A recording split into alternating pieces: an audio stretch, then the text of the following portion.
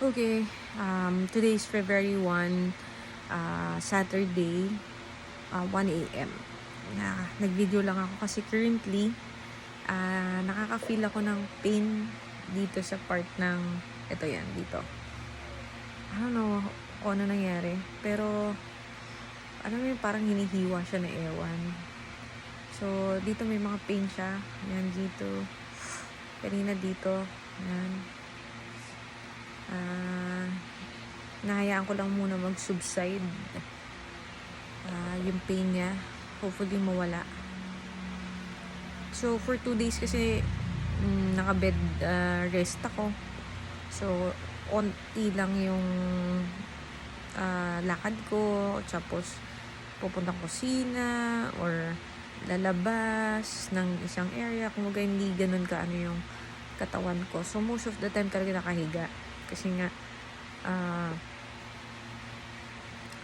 minsan inaantok pa rin talaga ako. Hindi ko lang kung sa gamot. Pero, nakahiga mostly. Yun. So for now,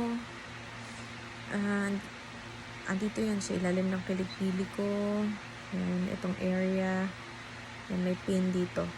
Again, I'm not sure kung chemo drugs or effect pa rin to ng filgrastim. Yan. So far, okay naman legs ko.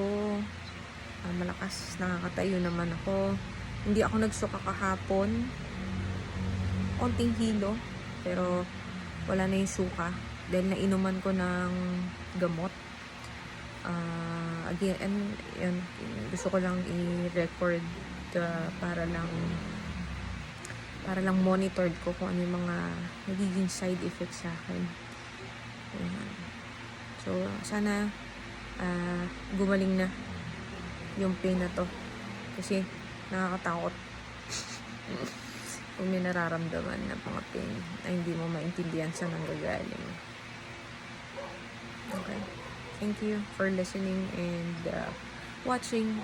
Sana huwag kayong magsawang manood and matuto sa journey namin kung paano namin hinahandle yung ganitong klaseng situation na unpredictable. Bye!